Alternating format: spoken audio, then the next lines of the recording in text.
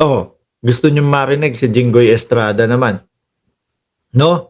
Pagkatapos ni Roque na laging nakabuka ang bunganga, dito tayo kay Jinggoy Estrada. Oh, but also by us. ayan. Sabi, Sir, kumusta na kaya si Sir Nino Barsaga? Nandiyan sa Pilipinas si Nino ah. Pakinggan natin si Jinggoy Estrada, mga kababayan. Impeachment is a political process, not a judicial one. Sangayon po ako sa hindi pagtuloy ng impeachment.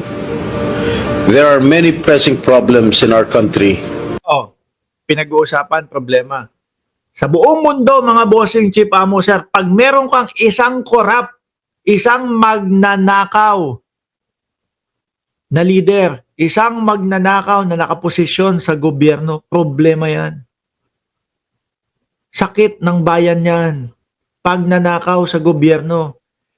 Mga sinasabi nitong mga ito, naku, bakit natin uunahin yung impeachment? Madaming problema ang bayan. Ito ang mismong problema ng bayan, Jinggoy. Di ba? Pag nanakaw sa gobyerno, Jinggoy, yun ang problema ng bayan. Uulitin ko ha, baka nanonood ka. Pag nanakaw sa gobyerno, yun ang problema ng bayan. Bulto-bultong pera ng gobyerno, kinukulimbat na sana makakatulong para umunlad ang Pilipinas, pero napupunta sa bulsa ng magnanakaw na mga nakaupo sa gobyerno. Di ba? Yun ang totoong problema ng gobyerno, mga kababayan, ng bansang Pilipinas. Ba't ka pupunta sa iba? Eto na, oh. Subukan nyo pumunta sa ibang bansa, mga kababayan. Kapag ka yung mga senador o kung anumang mga posisyon ay nakita, nabuko, na nagnanakaw sa kaban ng bayan, yung iba pa nga, bitay pa nga eh. Sabi ni Sir Jose Rosal, kala ko ba ang magnanakaw ay galit sa magnanakaw? Bakit ito kampi? Sabi ni Neng Gigi, si Mr. Plunder din. Yan si Jinggoy eh. Kaya wala din pakialam yan. No? Parehas din sila. Pareho sila ni Sara, magnanakaw. Sabi ni Neng Gigi. Yun ang problema. Sabi ni Sir Dante Ortiz, look who's talking. Isa ka pa, Jinggoy. You must have forgotten your case. Di ba? Baka nagigilty. Tapos sasabihin ko, impeach si Inday Sara Duterte. That need to be addressed, not only by the two highest officials, but also by us, lawmakers. Impeachment will only sow divisiveness and distract us from the urgent and pressing issues we must collectively address. Sandali lang. Ito ang kailangan natin puntuhin. Biruin mo, Jinggoy, ha? Nung panahon na nasa pagkamayor pa lang si Sara, 4 na taon bago matapos yung kanyang termino, 460 million, 460 million, 460 million, 460 million. Billion yun, no? Pag sinuma mo, nasa 1.8 billion yun. Yung nasa ano pa siya, nasa OBP na din siya. Di ba? Kaya nababaon ang bayang Pilipinas sa utang dahil sa mga pagnanakaw. Di ba? Gusto nyo, umangat tayo, makabayad tayo ng utang. Pag wala na tayong utang, siyempre maginhawa na ang Pilipinas, mga kababayan, mga boss chief up. Wala nang utang. Gusto nyo makabayad, pero etong mga ganitong issue, may tinatanong kay Sara Duterte, taong bayan ang nagtatanong kay Sara Duterte, pero pinipigilan ninyo. Kayong mga senador, ayaw nyong iparinig Doon sa mga nagtatanong, which is kami ang nagtatanong, saan dinala yung pera ng bayan? Di po ba?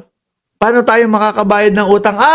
Hindi, wag nating discuss yan. Wag nating ano yan. Pag-usapan yan. Yung impeachment, bakit? Maghihiwa-hiwalay tayo, magkakawatak-watak tayo eh. Kakawatak-watak. Talagang ganun mangyayari. Pero kailangan nating solusyonan ito. Kailangan nating mapigilan yung nakawan sa gobyerno. Uutang tayo, no? Para pampondo. Kukunin natin doon sa mga kababayan natin. Kinsenas, katapusan, kaltasan natin.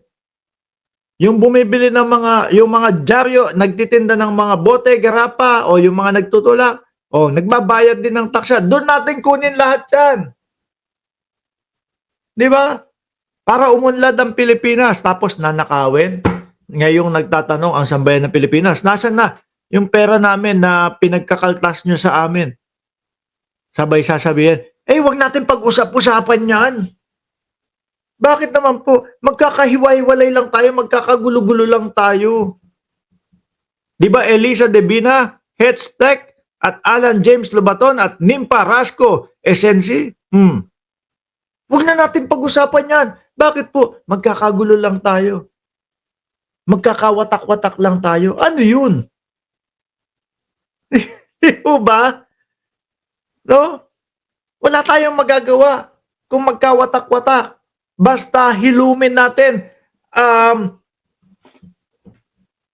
pagalingin natin yung sugat ng bayan, tapos saka natin ayusin yung pagkakawatak-watak. Hindi yung ubos na, wala nang mapiga sa kaban ng bayan. At least sama-sama tayo. Yung iba naman, sige, nakakaw lang, okay lang. No, pipigilan nila Jinggoy yan kasi ayaw nila Jinggoy na magkawatak-watak. Yun. Problema kayo ng problema ng bayan. Ito ang problema ng bayan. Mga magnanakaw sa gobyerno ang problema ng bayan. Impeachment moves should be firmly rooted in the principles of justice and accountability, not personal or partisan motives. Impeachment Sa inyo nga nakikita Sa kanila nga ho nakikita mga kababayan Yung may kinakampihan sila Biruin nyo po nakabalandra na sa pagmumukha ng mamamayang Pilipino yung mga ebidensya, dokumento. Pero itong mga mga senador na to, ganun pa din. Ayaw iparinig. Tinatanggalan tayo ng karapatan na malaman kung saan napunta yung pera natin. Di ba, Kap Nino Barsaga? Ayan, may naghahanap sa iyo dito kanina, Kap Nino. Ano na daw nangyari? Sa iyo, sabi ko, ayun, nando sa Pilipinas, mayaman na si Kap Nino. And ayan, pakisuportahan po yung channel ni Kap Nino Barsaga, mga boss, Chief Amo, sir. Ano pa masasabi mo, Jinggoy? Yun yung dahilan nila. Wag na natin pag-usapan. Impeachment, wag na natin pag-usapan yan. Pag ito lumagpas, mga bossing, panigurado ko sa inyo, yung isang problema na yan, mas lalong madaming maglalakas ang loob na magnakaw sa gobyerno, na magnakaw sa kaban ng bayan. Lalo na pag nalaman nila, mga senators, madami kong kaibigan dun. Sagot nila ako, okay lang. Yun yung nakikita namin, Jinggoy. Diba? Nagkakampi-kampihan kayo dyan. Ayaw nyong masolve yung problema ng Pilipinas, which is para sa amin, ito ang numero 1. Sige nga, ano yung sasabihin yung problema pa ng Pilipinas na mas malala kaysa dito sa corruption?